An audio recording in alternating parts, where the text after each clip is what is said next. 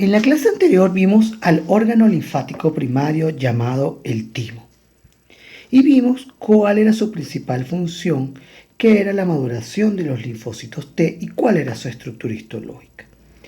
En esta clase vamos a estudiar lo que son los ganglios linfáticos, que son un conjunto de pequeños órganos linfoides secundarios, como vemos aquí, que están distribuidos por todo el cuerpo humano y que están conectados a través de una red de vasos linfáticos.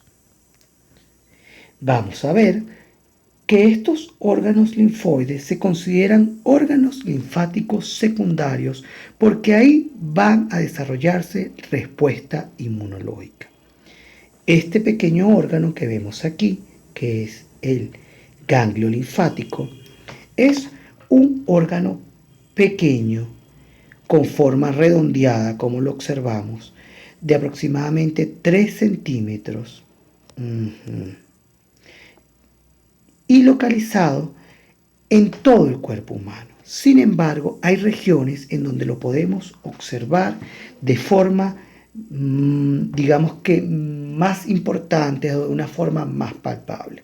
¿Cuáles esas son regiones? Son la región cervical, las regiones inguinales y por supuesto la región axilar. Son las zonas en donde hay un mayor acúmulo de ganglios linfáticos que pueden formar grupos o cadenas y que, como bien vimos, se interconectan a través de una red de vasos linfáticos que transforma o que transportan a la linfa. Ahora bien, ¿qué es la linfa? La linfa y los vasos linfáticos son un conjunto de vasos que, como ya bien vimos, conectan a los órganos linfáticos secundarios, en este caso a los ganglios linfáticos.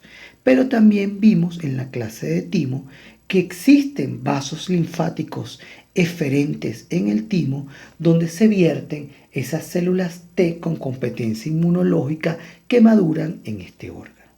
En el caso de los ganglios linfáticos, vemos a estos vasos linfáticos y vamos a ver que entran y salen vasos linfáticos transportando la linfa, que es un líquido que transporta bacterias, microorganismos, células presentadoras de antígeno, células con competencia inmunológica. Y algún aspecto importante de este vaso linfático es que está formado por válvulas.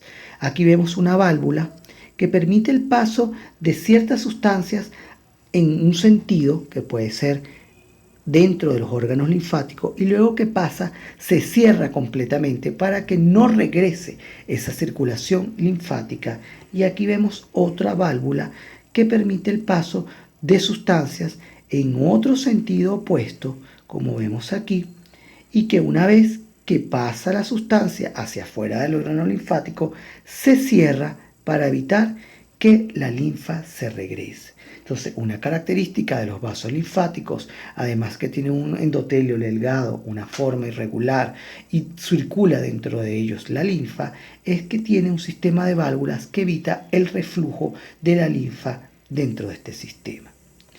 Antes de comenzar a estudiar la estructura de los ganglios linfáticos, debemos recordar en nuestra primera clase cuál es la diferencia entre el tejido linfoide nodular y el difuso y cuál es la diferencia entre un nódulo linfático primario y secundario.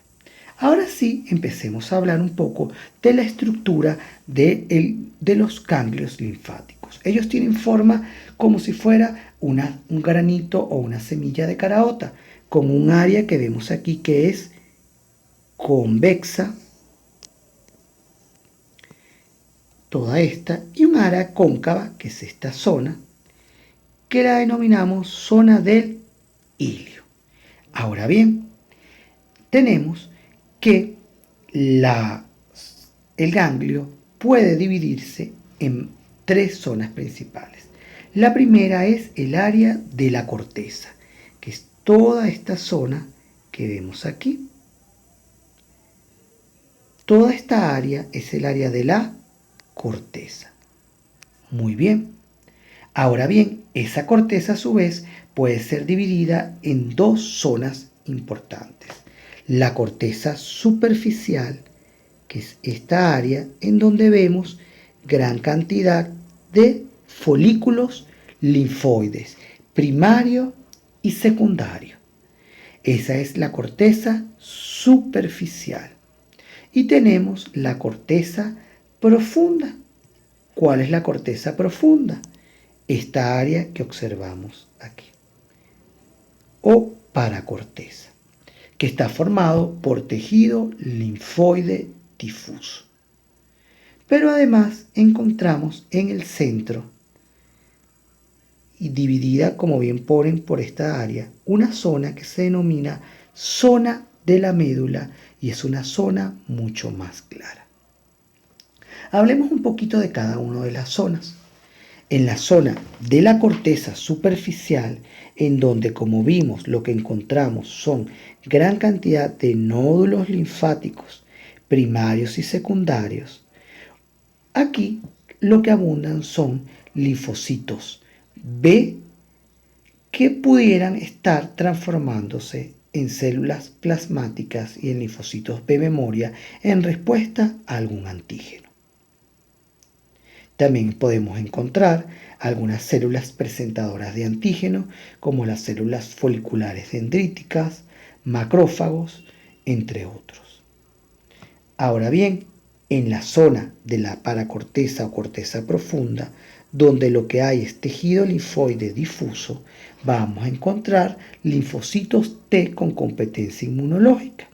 Esa es la razón por la cual la zona de la corteza superficial se llama dependiente de la médula ósea, porque debemos recordar que los linfocitos B que se encuentran dentro de los nódulos linfáticos primarios y secundarios provienen y maduran de la médula ósea, mientras que la zona de la paracorteza, que es toda esta área, o de la corteza profunda, se dice dependiente del timo, porque los linfocitos T que se encuentran ahí, si bien es cierto que se forman dentro de la médula ósea, necesitan madurar en el timo. Y encontramos la zona, como bien dijimos, de la médula, que es toda esta área que vemos aquí. Muy bien, ahora continuemos estudiando la estructura del timo, ya del ganglio linfático. Ya vimos que se divide en esas dos grandes zonas, corteza y médula, y que la corteza a su vez se puede dividir en corteza superficial, donde encontramos a los nódulos linfáticos, y la corteza profunda, en donde encontramos tejido linfoide difuso, y la zona central de la médula. Ahora bien, este órgano está encapsulado por una cápsula de tejido conectivo denso, que es toda esta que vemos aquí, y por debajo de esa cápsula podemos observar un espacio que llamamos seno capsular, que lo vamos a dibujar de amarillo. Esa cápsula emite un tabique hacia el tejido interior que divide al ganglio en lóbulos incompletos, como este que vemos aquí. Pero además, dentro de ese tabique va a haber un espacio también que se llama seno trabecular, hasta llegar a la zona de la médula, en donde vamos a encontrar cordones de linfocitos y grandes espacios llamados senos medulares. Y ustedes dirán, ¿para qué es necesario la presencia de esos espacios? Bueno, en la cápsula hay vasos linfáticos aferentes. La linfa va viajando a través de esa circulación linfática y llega a la cápsula a través de vasos linfáticos aferentes. Pasa a los senos capsular, que está por debajo de la cápsula que lo separa, ingresa a los senos trabeculares que están dentro de la trabécula y llega a los senos medulares. ¿Qué trae esa linfa? Trae células presentadoras de antígeno, que esas células presentadoras de antígeno llegan al nódulo linfático para desarrollar una respuesta inmune. Es decir, ellas van viajando poco a poco y logran llegar hasta la zona de la corteza profunda, salen y una vez allí, esas células presentadoras de antígenos, recuerden que le presentan las células a los linfocitos TCD4, los cuales pueden activar la respuesta humoral. ¿Cómo? Estimulando a la proliferación de estos linfocitos B, memoria y plasmocitos que van a producir anticuerpos, o linfocitos T reactivos. Ahora bien, ¿qué sucede con las células maduras? Es decir, con los linfocitos B, memoria, con los plasmocitos, pues viajan hasta la zona de la médula, y en la zona de la médula esos linfocitos con competencia inmunológica contra el antígeno que llegó salen a través de vasos linfáticos eferentes en esta zona que se llama ilio y continúan en la circulación linfática para activar a otros ganglios linfáticos hasta que llegan y salen en el tejido que se ve infectado o afectado por la invasión microbiana. Pero también pueden circular a través del ganglio antígenos, es decir, directamente pudieran transportarse antígenos, microorganismos, en la linfa y llegar a través de la cápsula, introducirse dentro del ganglio, pasar al seno capsular, luego al seno trabecular y pudieran los macrófagos y las células presentadoras de antígeno captarlo de la circulación, transportarlo a la zona de la corteza y recordemos que los macrófagos y las células presentadoras de antígenos activan o presentan esos antígenos a los linfocitos T cooperadores o ayudadores para activar a la respuesta inmunológica. Entonces, a través de este diagrama hemos visto a grosso modo la estructura del timo y cuál es su función. Ahora vamos a verlo en este corte histopatológico. Veamos cada una de las estructuras. Esto que vemos aquí es la cápsula de tejido conectivo que delimita completamente al ganglio. Esto que vamos a dibujar en color rojo van a ser los tabiques que los dividen en lóbulos incompletos. Muy bien. Además, vamos a dibujar en color amarillo los senos. Por debajo de la cápsula está este espacio que se denomina seno capsular. Y ese seno capsular se introduce dentro de las trabéculas y forma un seno trabecular. Muy bien. Entonces, toda esta primera parte del nódulo linfático se denomina o se llama zona de la corteza. Toda esta área que vemos aquí. Y recordemos que esa corteza, a su vez, puede ser dividida en dos áreas específicas. Vamos a ver cuáles son esas dos áreas. La corteza superficial, donde vemos gran cantidad de nódulos linfáticos primarios o secundarios, y la corteza profunda o paracorteza formada por tejido linfoide difuso que se encuentra en la unión con la médula. Ahora bien, en la zona del centro vamos a ver a la médula del timo. Y dentro de esa médula vamos a encontrar senos medulares y vamos a dibujarlos. vamos a dibujarlo de morado, que son estos que vemos aquí, todos estos espacios que transporta a la linfa. Y además vamos a ver cordones de células que tienen la competencia inmunológica para ese antígeno que está estimulando la respuesta inmunológica, que son estos que vemos aquí. Pueden estar formados por linfocitos T, B memoria, plasmocitos reactivos. Muy bien, ya entendimos en este corte histológico la estructura de los ganglios linfáticos. Ahora vamos a ver cómo es la circulación linfática. Esta es la zona convexa. Y la vamos a ver.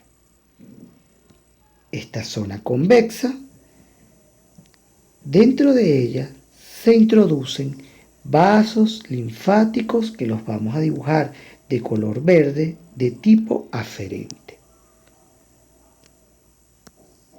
que transportan a la linfa. Y dentro de esa linfa, como ya vimos, pueden transportar antígenos, pueden transportar células presentadoras de antígeno, que lo más importante, ¿qué van a hacer?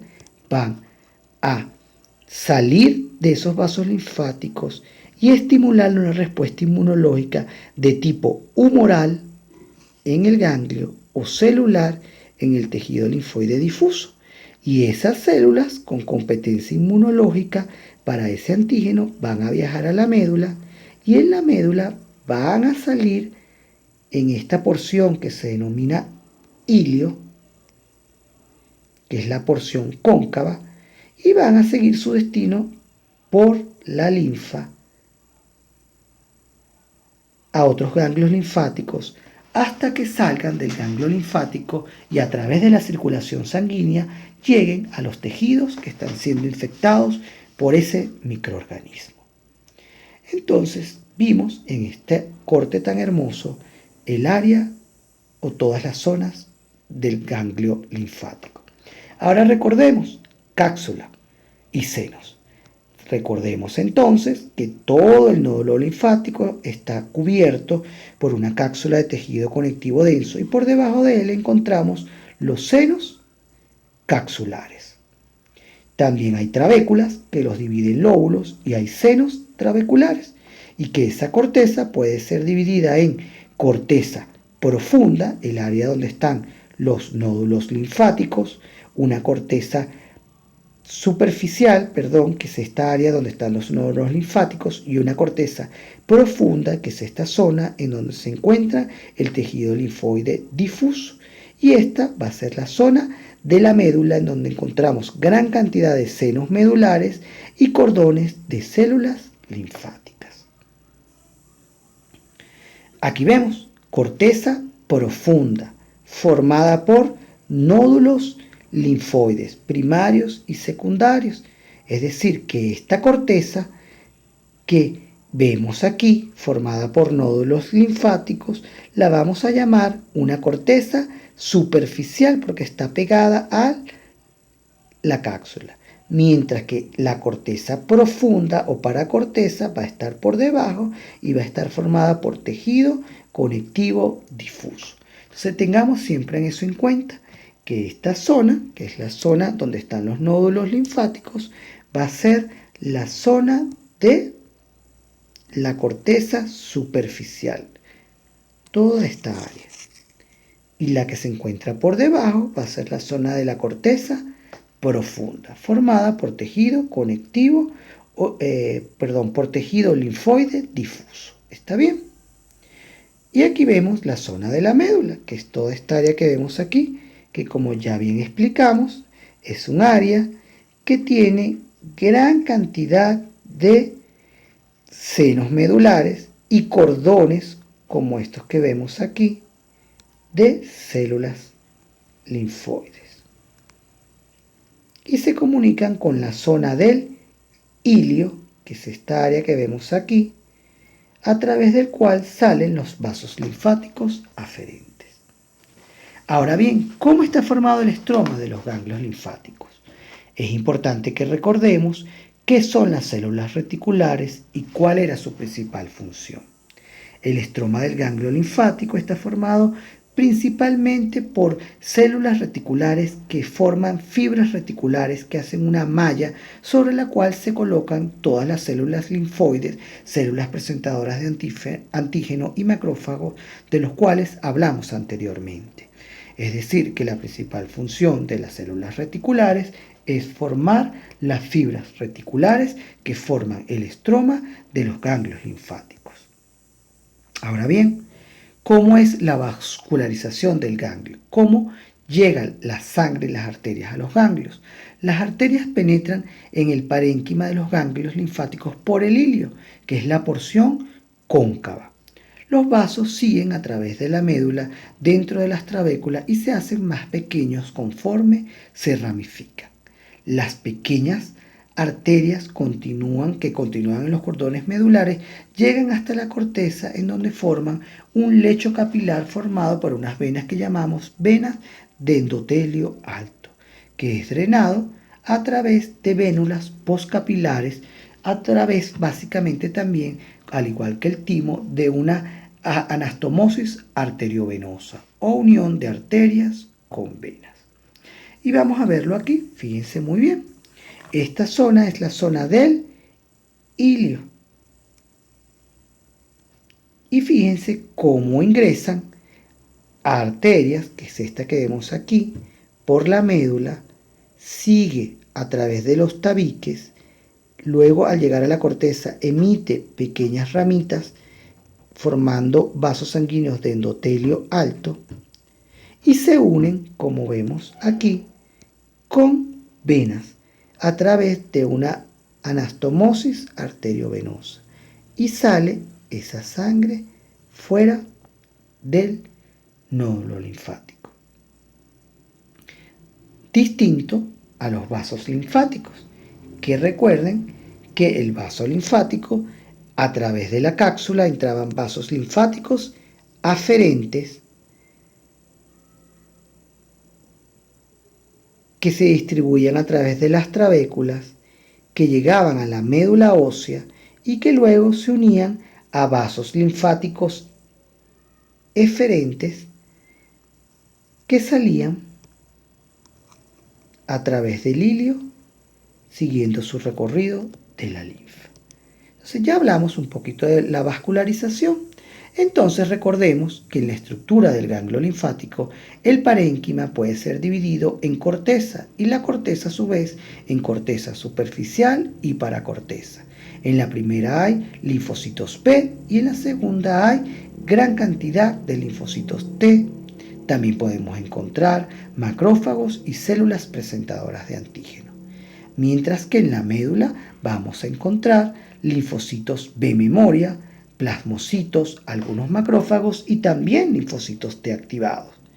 Y que el estroma está conformado por las fibras reticulares sintetizadas por las células reticulares. Ahora, ¿cuál es la función de los ganglios linfáticos? Los ganglios linfáticos, como vimos, filtran la linfa y actúan como sitios para el reconocimiento de antígenos. Como bien vimos en la clase, la linfa penetra en el ganglio linfático, permitiendo que los macrófagos que residen dentro del ganglio tengan tiempo de fagocitar cualquier microorganismo extraño y presentárselo a los linfocitos T, principalmente T helper o ayudadores, para iniciar la respuesta inmunológica.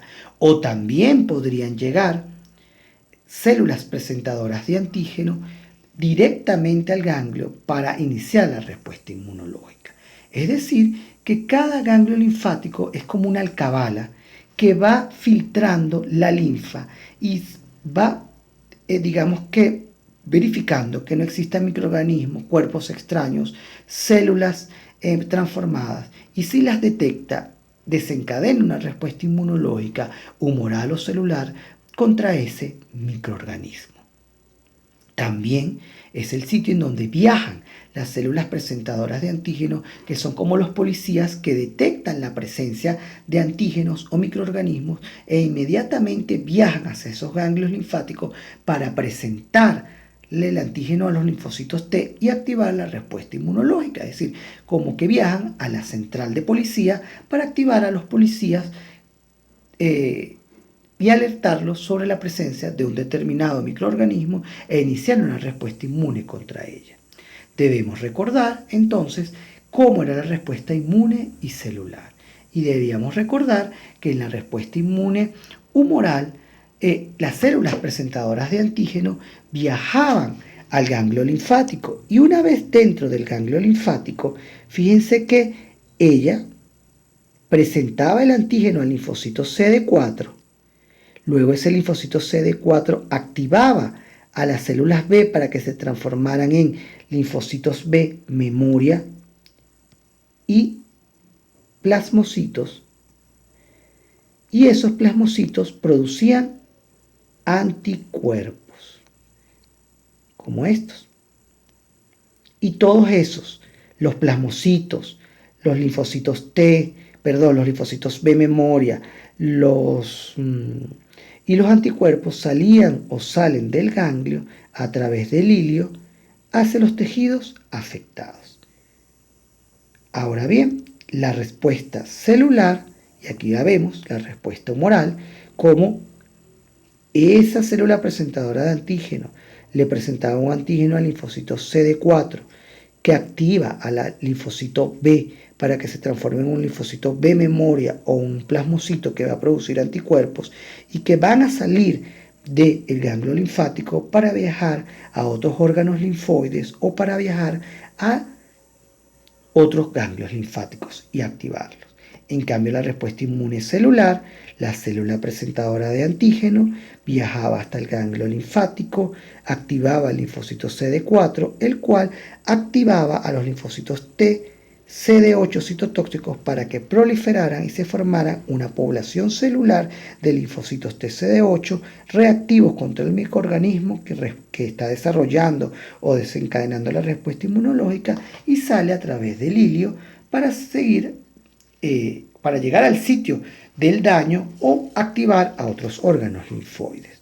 Entonces esa es la razón por la cual cuando tenemos una enfermedad viral, bacteriana o microbiana, se agrandan los ganglios linfáticos porque ellos están reaccionando con la proliferación de células B y de células T reactivas contra ese microorganismo. Eso hace que crezcan los ganglios linfáticos, que sean dolorosos, móviles a la palpación y muchas veces blando.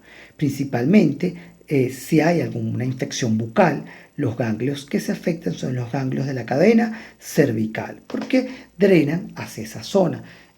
Pueden también afectarse, dependiendo de donde se encuentre la infección, los ganglios axilares, los ganglios inguinales y la cadena ganglionar del sitio más cercano a donde se está produciendo la infección. Entonces, como hemos visto, este ganglio linfático son miles de pequeños órganos linfáticos secundarios que están distribuidos en todo el cuerpo formando grupos y cadenas e interconectados a través de vasos linfáticos que transforman la linfa. Este ganglio es como una especie de alcabala, de central policial que tiene la capacidad de desencadenar una respuesta inmunológica ante microorganismos que han sido detectados por las células presentadoras de antígeno o microorganismos que llegan directamente a él a través de la linfa. La bibliografía recomendada sigue siendo el libro de Gardner, Texto Atlas de Histología. Ya nos veremos próximamente para estudiar los tejidos linfoides asociados a las mucosas.